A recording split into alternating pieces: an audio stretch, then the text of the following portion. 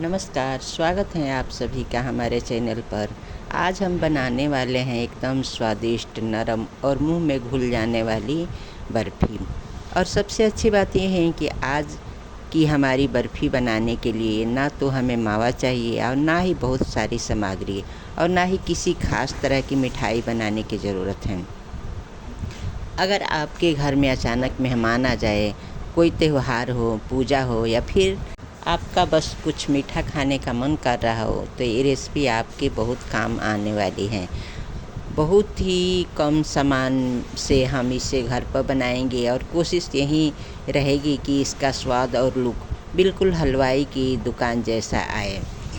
अगर आपको भी घर पर बनी ताज़ी मिठाई खाना पसंद है, तो आज की रेसिपी आपको ज़रूर पसंद आने वाली है। उससे पहले आप मेरे चैनल पर नए हैं तो जल्दी से मेरे चैनल को सब्सक्राइब कर लीजिए। चलिए शुरू करते हैं। सबसे पहले हम लेंगे एक बड़ा सा बाउल। इसमें हम डालेंगे 1 कटोरी मिल्क पाउडर। अब इससे हम डालेंगे 1 छोटी कटोरी देसी घी। जी हाँ, यहाँ हम देसी घी का इस्तेमाल कर रहे हैं क्योंकि आज हमें बर्फ़ी बिल्कुल हलवाई स्टाइल ही बनानी है। देसी घी डालने से इसमें बहुत अच्छी खुशबू भी आएगी और स्वाद भी काफ़ी अच्छा हो जाएगा। अब मिल्क पाउडर और घी को हम अच्छी तरह से मिक्स करेंगे। आपको इसे आराम से और अच्छी तरह से मिलाना है ताकि घी पूरे मिल्क पाउडर में अच्छी तरह से मिल जाए। देखिए, धीरे धीरे हमारा मिश्रण तैयार हो रहा है। यहाँ पर आपको कोई जल्दबाजी नहीं करनी है, बस इसे अच्छी तरह से मिलाते जाइए। अगर कहीं पर मिल्क पाउडर सूखा दिखाई दे रहा हो तो उसे भी अच्छी तरह से मिक्स कर लीजिए। हमारा मिश्रण जितना अच्छी तरह से मिक्स होगा, आगे जाकर हमारी बर्फ़ी की कंसिस्टेंसी उतनी ही अच्छी आएगी। देखिए, अब हमारा मिश्रण अच्छी तरह से तैयार हो गया है। घी और मिल्क पाउडर आपस में अच्छी तरह से मिल चुके हैं। तो हम इसे एक तरफ रख देते हैं और चलते हैं अपनी चाशनी बनाने के लिए। अब हम गैस पर रखेंगे एक कढ़ाई। इसमें हम डालेंगे 1 कटोरी चीनी और इसके साथ डालेंगे आधी कटोरी पानी। अब चीनी और पानी को अच्छी तरह से मिलाएंगे। इसे लगातार चलाते हुए पकाएंगे ताकि चीनी अच्छी तरह से पानी में घुल जाए। धीरे धीरे चीनी पिघलने लगेगी और हमारी चाशनी बननी शुरू हो जाएगी। यहाँ पर सबसे ज़रूरी चीज़ है चाशनी की सही कंसिस्टेंसी। अगर चाशनी सही बनी होगी तो हमारी बर्फ़ी भी बहुत अच्छी बनेगी। इसलिए यहाँ पर हमें थोड़ा ध्यान रखना है। अब इसे हम कुछ देर और पकाएंगे और बीच बीच में चलाते रहेंगे। आप देख सकते हैं कि चीनी अब अच्छी तरह घुलने लगी हैं और धीरे धीरे ये चाशनी का रूप ले रही हैं। अब हम इसकी कंसिस्टेंसी चेक करेंगे। इसके लिए थोड़ी सी चाशनी अपनी उंगली पर लेकर देखेंगे। ध्यान रखिए, चाशनी बहुत गर्म होती हैं, इसलिए इसे चेक करते समय सावधानी ज़रूर रखें। देखिए, पहली बार जब हमने चेक किया था तो ये उंगली पर बिल्कुल भी चिपक नहीं रही थी। इसका मतलब है कि हमारी चाशनी अभी तैयार नहीं हुई है। तो अगर आपके साथ भी पहली बार ऐसा हो तो बिल्कुल घबराइए मत। इसका मतलब सिर्फ इतना है कि इसे थोड़ा और पकाने की ज़रूरत है।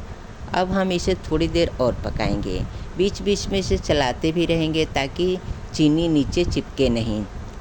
और अब एक बार फिर इसे चेक करते हैं। देखिए, अभी भी ये उसी तरह से चिपक नहीं रही हैं जैसे हमें चाहिए, तो इसे थोड़ा और पकाएंगे।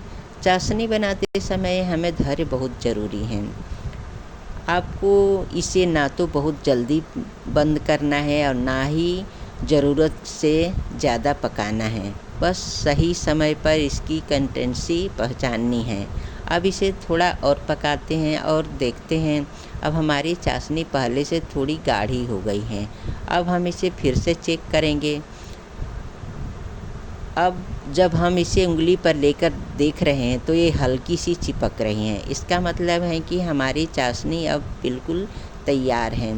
तो यही वो कंसिस्टेंसी है जो हमें चाहिए। अब बिना देर किए हम इसमें अपना तैयार किया हुआ मिश्रण डाल देंगे बस इसे चाशनी में डालकर अच्छी तरह से मिलाना शुरू करेंगे। और जैसे ही हम इसे डालें, इसे लगातार चलाते रहना है। यहाँ पर बिल्कुल भी मिश्रण को अकेला नहीं छोड़ना है, क्योंकि अब ये काफ़ी जल्दी गाढ़ा होना शुरू हो गया है। तो चम्मच या स्टुपला की मदद से इसे लगातार चलाते रहेंगे।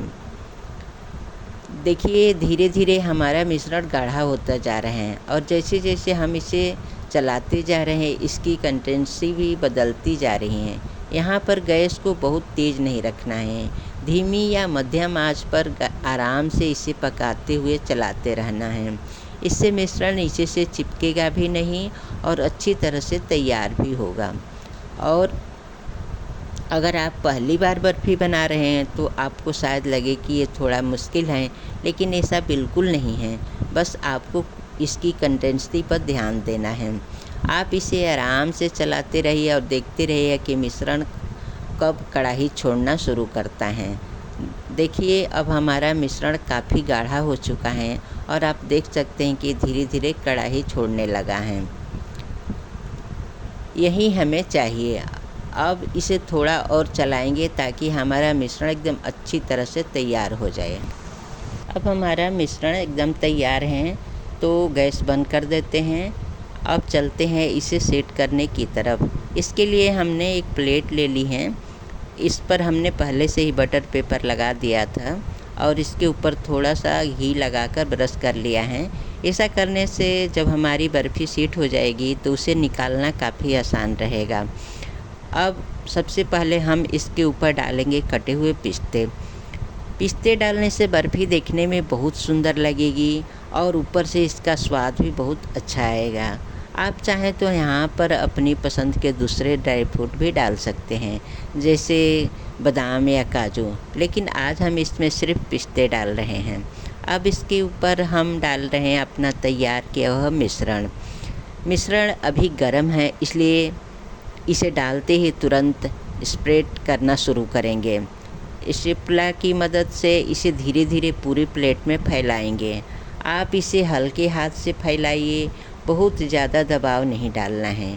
कोशिश कीजिए कि मिश्रण हर तरफ से लगभग बराबर मोटाई में फैले।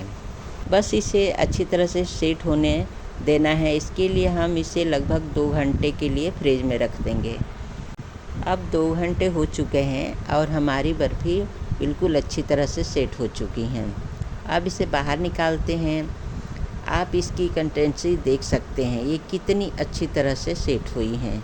अब हम इसे बटर पेपर की मदद से प्लेट में धीरे से निकालेंगे। ध्यान रखिए कि इसे उठाइए ताकि ये कहीं से टूटे नहीं। और अब इसे हम दूसरी प्लेट में रख लेंगे। अब हमारी बर्फ़ी काटने के लिए बिल्कुल तैयार हैं। अब आती हैं सबसे मज़ेदार बारी बर्फ़ी को काटने की। आप इसे अपनी पसंद के किसी भी प्रकार में आकार में काट सकते हैं। अगर आपको डायमंड शेप पसंद है तो डायमंड शेप में काट सकते हैं। अगर आपको चौकोर पसंद है तो आप चौकोर आकार में काट सकते हैं। आप चाहें तो छोटे छोटे पीस भी बना सकते हैं। मैं यहाँ इसे बिल्कुल बेसिक बर्फ़ी वाला डिज़ाइन दे रही हूँ। अब हम चाकू की मदद से इसे धीरे धीरे काटेंगे। और यहाँ एक छोटी सी बात ध्यान रखिए, जब आप इसे काटेंगे तो हो सकता है कि आपको कहीं कहीं से लगे कि बर्फ़ी टूट रही हैं या हल्की सी क्रैक हो रही हैं, तो बिल्कुल भी घबराइए मत। ये बिल्कुल सामान्य बात है। कई बार बर्फ़ी काटते समय ऐसा हो जाता है। आप बस चाकू को आराम से चलाइए और बहुत ज़्यादा दबाव मत डालिए। देखिए धीरे धीरे ये हमारे सुंदर सुंदर पीस तैयार हो रहे हैं। हमारी बर्फ़ी सर्व करने के लिए बिल्कुल तैयार हैं। अगर आपके घर में कोई मेहमान आने वाला है तो आप इसे पहले से बनाकर भी रख सकते हैं। त्योहारों पर भी आप इसे बना सकते हैं। किसी पूजा या ख़ास मौके पर भी इसे सर्व कर सकते हैं। और अगर आपका मन कुछ मीठा खाने का हो रहा हो तो उस समय भी इसे बहुत अच्छी रेसिपी हैं, क्योंकि इसमें ज़्यादा झंझट नहीं है और सामग्री भी बहुत ज़्यादा नहीं चाहिए। तो अगर आपको भी ऐसी ही आसान और स्वादिष्ट मिठाई घर पर बनाना पसंद है तो इस रेसिपी को ज़रूर ट्राई करिएगा। और हाँ, अगर आप इसे बनाते हैं तो कमेंट में ज़रूर बताइएगा कि आपकी बर्फ़ी कैसी बनी है। मुझे ये जानकर बहुत अच्छा लगेगा कि आप लोगों ने इसे घर पर ट्राई किया है।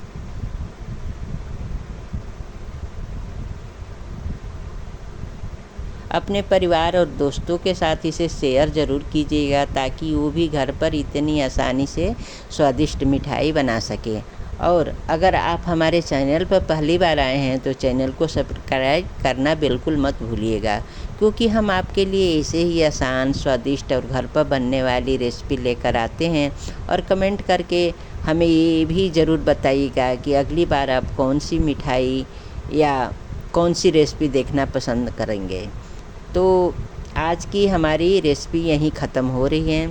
फिर मिलेंगे एक और नई आसान और स्वादिष्ट रेसिपी के साथ।